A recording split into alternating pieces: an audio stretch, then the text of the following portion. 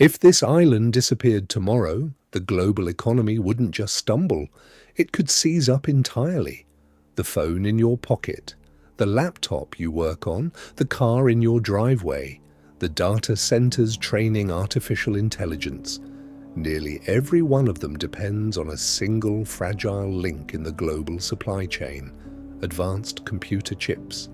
And the overwhelming majority of the most advanced chips on Earth are made in just one place, Taiwan, an island roughly the size of Maryland, home to around 23 million people, claimed by China, defended, at least in spirit, by the United States, and sitting at the center of what may be the most dangerous flashpoint in the world today. So, how did a place most people rarely think about become the linchpin of modern civilization? This is the real reason Taiwan matters. For most of modern history, Taiwan barely registered outside of Asia. It sits about 100 miles off the southeastern coast of mainland China, separated by a stretch of water called the Taiwan Strait. To the north lie Japan and South Korea. To the south, the Philippines and the South China Sea. On a world map, it's easy to miss, but geography has a habit of turning small places into important ones. Look closer, and Taiwan sits along what strategists call the first island chain. It's a line of islands running from Japan down through Taiwan to the Philippines, hemming in mainland China's access to the open Pacific. For Beijing, Taiwan isn't just a rival government across the water, it's the cork in the bottle. And then there's trade. Some of the busiest shipping lanes on the planet thread through the waters around Taiwan, a huge share of global commerce and an enormous portion of the world's oil and gas passes nearby every single day. By some estimates, more than a fifth of all global trade moves through the South China Sea alone. Yet shipping lanes and military maps still aren't what made Taiwan truly indispensable. For that, you have to look at something almost invisible, something smaller than a fingernail etched with circuitry finer than a strand of human hair. A tiny piece of silicon. To understand why, you have to understand the semiconductor.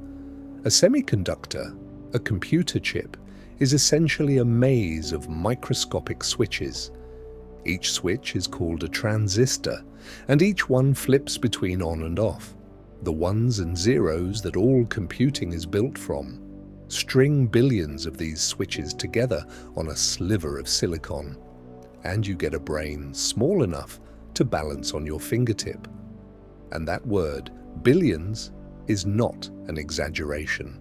A modern smartphone chip can pack more than 15 billion transistors into an area smaller than a postage stamp. The features on that chip are now measured in nanometers, billionths of a meter. At that scale, you're arranging structures just a few dozen atoms wide. Here's the rule that has driven the entire industry for half a century. The smaller you make each transistor, the more you can fit, and the faster and more efficient your chip becomes. Squeeze more switches into less space, and the device in your hand gets more powerful while using less power. So, for decades, the whole technology world has been locked in a race to shrink, smaller, denser, more precise, and every step down that ladder gets exponentially harder and exponentially more expensive. Eventually, the difficulty became so extreme that the number of companies able to manufacture chips at the cutting edge didn't grow. It collapsed. From dozens to a handful to, at the very leading edge, essentially one. And that one company wasn't in America or Japan or Europe. It was in Taiwan.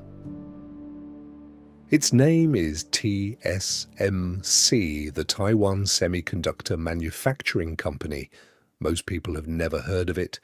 It may also be one of the most important companies on Earth.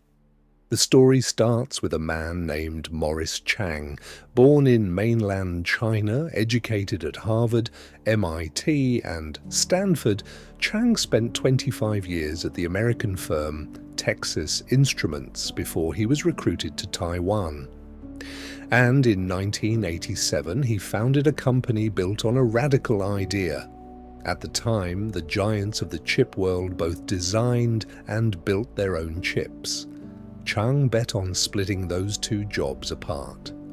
TSMC would design nothing of its own. Instead, it would become a pure manufacturer, a foundry, building the chips that other companies designed. It sounded like a niche. It turned out to be a revolution, because now a startup with a brilliant chip design no longer needed tens of billions of dollars to build a factory. They could simply design the chip and let TSMC make it. An entire generation of companies, Apple, Nvidia, Qualcomm, AMD, could focus purely on design, while Taiwan handled the staggeringly difficult work of production. And it is staggeringly difficult. A modern chip factory, a fab, is one of the most complex things humans have ever built. The machines that print these circuits, made by a single Dutch company called ASML, can cost well over $100 million each. The fabs that house them now run more than $20 billion apiece. They have to be kept cleaner than a hospital operating room, free of the tiniest vibration and running every hour of every day. Very few places on Earth can do this. TSMC does it better than anyone alive. But TSMC's chips sit on an island with a deeply contested past, and that's where the danger begins. To understand it, rewind to the Chinese Civil War. For years, two forces fought for control of China: the nationalists, led by Chiang Kai-shek, and the communists, led by Mao Zedong. In 1949, the communists won the mainland. The defeated nationalist government fled across the strait to Taiwan, carrying with them the gold reserves, the art, and the claim that they, not Beijing, were the rightful government of all China. For a time, both governments insisted there was only one China, and that they were it. But the decades that followed pulled the two sides apart. On the mainland, the People's Republic of China grew into a global superpower. On Taiwan, something different happened.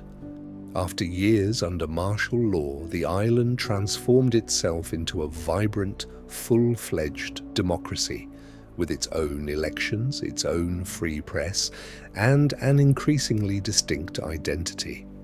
Today, most Taiwanese have no memory of the mainland and little desire to be ruled from Beijing. But Beijing's position has never wavered. Taiwan is a province of China, and reunification, by force if necessary, is non-negotiable. That leaves the island in an extraordinary limbo, self-governing in practice, yet claimed by a far larger neighbour that has never ruled it for a single day. It is one of the most sensitive and dangerous unresolved questions on the planet. So, where does the United States fit into all of this? Officially, the relationship is deliberately blurry. In 1979, Washington switched its formal recognition from Taipei to Beijing. But in the same breath, Congress passed the Taiwan Relations Act, committing the United States to help Taiwan defend itself and to treat any attempt to take the island by force as a grave concern. That careful, contradictory posture has a name: strategic ambiguity.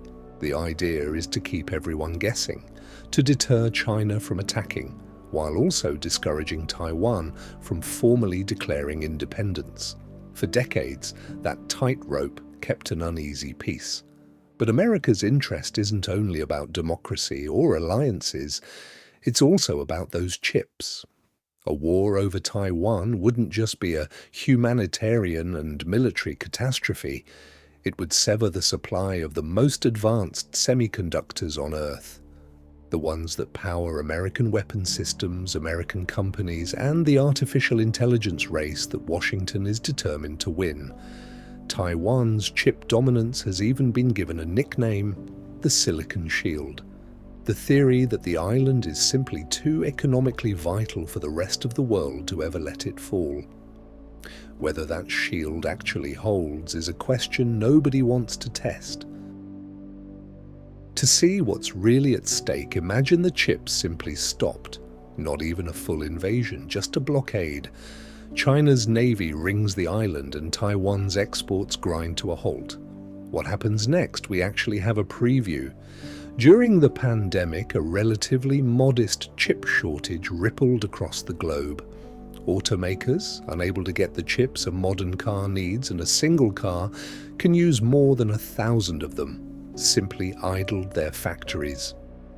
The auto industry alone lost an estimated $200 billion in sales in a single year. New cars vanished from lots and prices spiked. Now multiply that across the entire economy. Smartphone and laptop production would stall. The data centers powering the internet and training AI couldn't expand and would struggle just to maintain themselves. Defense manufacturing would slow. Medical devices, appliances, industrial equipment, anything with a chip inside, which today is almost everything, would face shortages.